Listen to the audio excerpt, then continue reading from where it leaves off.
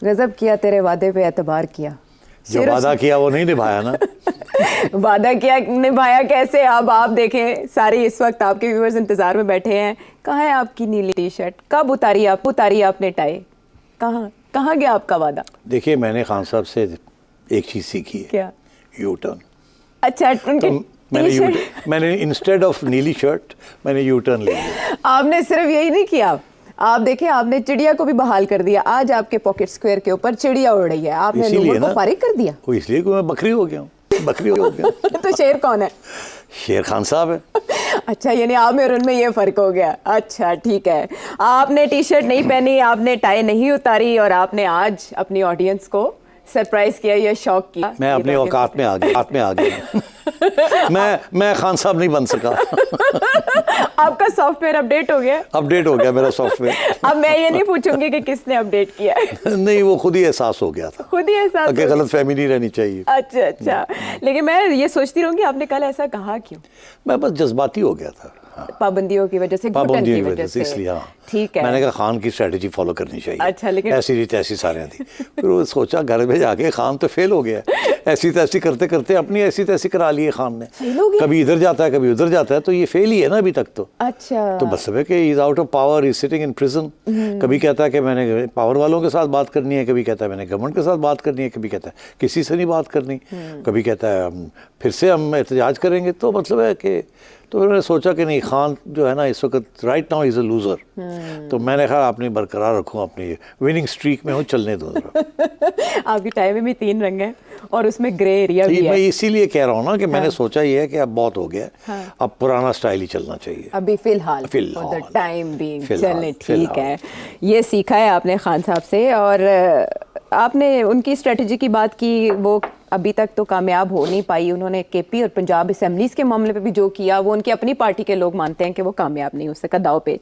लेकिन एक बंदा तो बहुत कामयाब है, वो तो 1 मैन आर्मी है। तुम बड़ी शरारत करने वाली हो। मेरे अच्छे तल्लुकात हैं उस शख्स के साथ। हाँ, तो आप क्यों खराब करना चाह रहे हैं उसको? मैंने 1 मैन आर्मी का है, इसके अलावा मैंने कुछ नहीं कहा। आप आर्मी को एक्सक्लूसिवली मत लें। अच्छा, ओके। तो उसकी वजह यह है कि this 1 man army is the army spokesman. इतना ही ठीक है। तो आप you are trying to trap me. मेरे अच्छे तल्लुकात हैं, मत खराब करें। बिल्कुल खराब नहीं करी। मैं तो समझ रही हूँ कि इस वक्त वो उस ग्लू का काम कर रहे हैं जो पहले एस्टेब्लिशमेंट पॉलिटिशियंस के दरमियान किया करती थी। आप सही कह रहे हैं। वो ऐसे उनकी मुलाकातें। अच्छा, किसकी बात हो रही है? हमारे वज़ीर दाखिला हैं मोहसिन नकवी साहब, चेयरमैन पीसीबी भी हैं, सेनेटर भी हैं। या आपने अच्छा किया याद करवा दिया, वज़ीर आला पंजाब भी रहे हैं। तो मतलब 1 मैन आर्मी। मैं आपको बताऊं, मोहसिन नकवी बहुत अहम किरदार अदा कर रहे हैं। इस वक्त जो टेंशन्स चल रही है ना छोटी मोटी, पीपल्स पार्टी कह रही है कि जी हमें कंसल्ट नहीं किया, ये नहीं किया, वो नहीं किया। बिलावल जो है वो गरज रहा है। अच्छा, इधर से मौलाना लगे हुए हैं, उधर से अचकज़ई साहब को कूद गए हैं। बहुत सी चीज़ें चल रही हैं। फिर शहबाज शरीफ साहब मौलाना को मिल रहे हैं। ठीक, तो मोहसिन नकवी साहब को कहा जाके अगां लगदी हैं पिया ने इन्होंने बुझा जाके। अच्छा, तो मोहसिन नकवी साहब बहुत अहम इस किस्म का रोल अदा किया पहले भी उन्होंने। अच्छा। जब इन सबको इकट्ठा किया और अब फिर जब ये थोड़ी बहुत राड़ें नज़र आ रही हैं, नाराज़गियाँ नज़र आ रही हैं, तो वो अब जा रहे हैं जिसे कहते हैं ना स्मूथ करने के लिए। अच्छा, तो उनकी बड़ी पर्सनैलिटी जो है ना, बड़ी प्लेजेंट पर्सनैलिटी है। वो बड़े तरीके से बात करते हैं, बड़े प्यार से बात करते हैं और बड़े तरीके से समझाते हैं लोगों को। अच्छा, हाँ, और वो किसी को नाराज़ नहीं करते। बड़ी सर्जरी की बात तो करके तो वो फिर नहीं, वो बड़ी पीछे सॉरी कर दिया ना, यू टर्न ले ली वहाँ। हाँ। आपने देखा है ना, वो कहते हैं नहीं वो तो मैंने ऐਵੇਂ कहा था। अच्छा। घर जाके देखेंगे। तो बात ये कि जब वो सियासतदानों से मिलते हैं ना आयशा, तो he is very very considerate, kind, सुनते हैं, फिर छोटी बात करते हैं और वो बहुत गो बिटवीन के तौर पे ही plays a very fantastic role. तो ये तस्लीम करना चाहिए उनका ये रोल। ये उन्होंने रोल अदा किया था when we got the PDM together. और उस वक्त सिर्फ ये मुख्तलिफ सियासी जमातें नहीं थी, बहुत सी जमातें थीं और फिर उसके बाद और भी एक आध जमात थी जहाँ बहुत कुछ हो रहा था, वहाँ भी उन्होंने बड़ा इम्पोर्टेंट रोल प्ले किया, जिसकी मतलब है कि उनको रिवॉर्ड मिला है। अच्छा। जो कि उनको ओहदे मिले हैं। सभी उनको अप्रिशिएट करते हैं। पीपल्स पार्टी भी अप्रिशिएट करती है, नून लीग भी अप्रिशिएट करती है, एस्टैब्लिशमेंट भी अप्रिशिएट करती है। तो रह गया पीछे। ग्रेट सर्विस टू पॉलिटिक्स कह लें आप? नहीं, great service to the anti Imran lobby. Okay.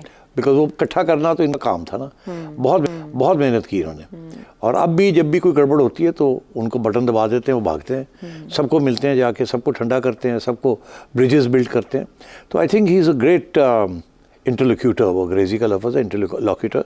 वो उसका मतलब ये है कि ब्रिजेस बिल्ड करना, मिसअंडरस्टैंडिंग्स को दूर करना, नरम करना सख्त रवैयों को।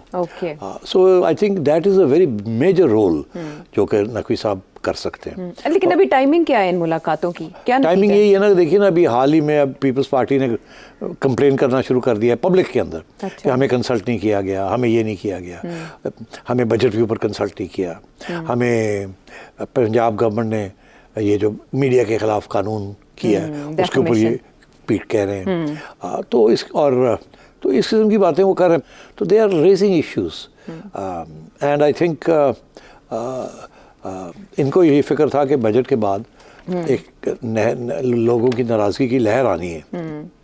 उसमें ऐसे ना हो कि रूलिंग अलायंस के अंदर भी कोई खटपट हो जाए उस वक्त। तो उससे पहले ये सब चीज़ों को ठीक कर लेना चाहिए। ये ना हो कि उस वक्त फिर लोगों को मौका मिल जाए कुछ और बात करने का। तो मेरा ख्याल है अच्छे टाइम के ऊपर उन्होंने नकवी साहब को एक्टिवेट कर दिया है। मेरा ख्याल है ये प्लेज अ गुड रोल है। हाँ, लेकिन उसमें मौलाना साहब की भी एंट्री हुई है, जो मौलाना कुछ अरसे से इररिलेवेंट थे और कोई ख़ास ज़रूरत भी नहीं समझी जा रही थी कहीं भी उनकी। शहबाज शरीफ साहब अचानक जाके उनसे मिल लेते हैं, फिर मोहसिन नकवी साहब भी उनसे मिलने चले। क्या अचानक? इसी प्रोग्राम में हमने तो एडवाइस दी थी ना आपको। आपने एडवाइस दी। तो हमारी बात कुछ लोग सुन लेते हैं, कुछ लोग इधर से सुन के निकाल देते हैं। तो मेरा ख्याल है कि ये बात चल रही होगी, क्या मौलाना को भी ठंडा करना है। काफ़ी मौलाना गरज रहे हैं। तो हमने भी यहाँ बैठ के बात की थी कि भाई क्या जाता है आपका, तो आप मिल लें, बात कर लें मौलाना से। तो मेरा ख्याल है पहुँच गई होगी आवाज़। सोचा होगा इसके ऊपर लोगों ने कि हाँ नॉट अ बैड आइडिया। और उन्हें भी पता है कि मेरी मौलाना से गपशप रहती है। तो कभी कभी मैं भी अपने राय जो होता है वो इस किस्म के प्रोग्राम के ज़रिए दे देता हूँ। उसका ये मतलब नहीं होता कि मुझे किसी ने कहा है कि आप ये बात करें। मेरी अपनी एक राय होती है, वो मैं कभी कभी वो किसी के हक़ में होती है, कभी किसी के ख़िलाफ़ होती है, मगर I am always keeping things in mind. इसलिए खान साहब को भी मैंने यही राय दी थी कि आप इस्टेब्लिशमेंट के साथ मत लड़ें इस वक्त। आप ऑपोजिशन जो है, जो गवर्नमेंट में है, उसके साथ मिल के कोई रास्ता निकालें। आगे आप ही का फ़ायदा है इसके अंदर। अगर आप कोशिश करेंगे इस्टेब्लिशमेंट को डिवाइड करने की तो वो कामयाब नहीं होंगे और वो सख्त रवैया आपके खिलाफ हो जाएगा और शहबाज हुकूमत और मजबूत होगी। तो इसलिए शहबाज शरीफ साहब भी मिल आए जाके मौलाना को। फिर उसके बाद मौलाना ने सिर्फ पीडीएम के खिलाफ तो नहीं, वो तो इस्टेब्लिशमेंट के खिलाफ भी गरज रहे थे। तो वो फिर मोहसिन नकवी साहब उनको ठंडे करने गए हैं। इस समय मौलाना फिर आ रहे हैं तो मौलाना को कहीं ना कहीं अकोमोडेशन होगी। अच्छा। हाँ।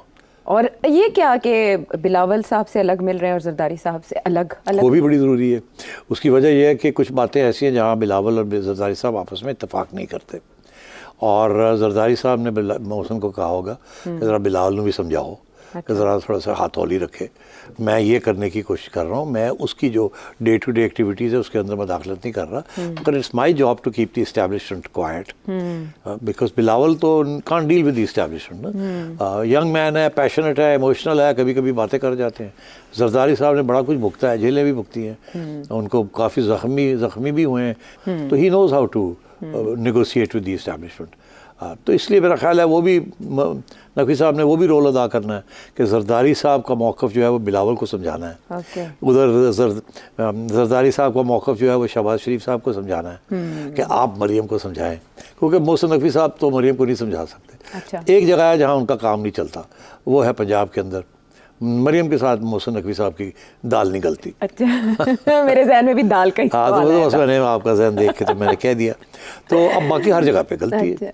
तो इसलिए आप देखिए कि वो कभी इधर कभी उधर, कभी इधर, ये कभी इधर। और वो यही कोशिश है उनकी कि ये जो सारी बातें मीडिया में आनी शुरू हो गई हैं, मीडिया से बाहर रखें। अच्छा। एंड मोहसिन नकवी साहब है जिंग जिंग जिंग जिंग। ठीक है।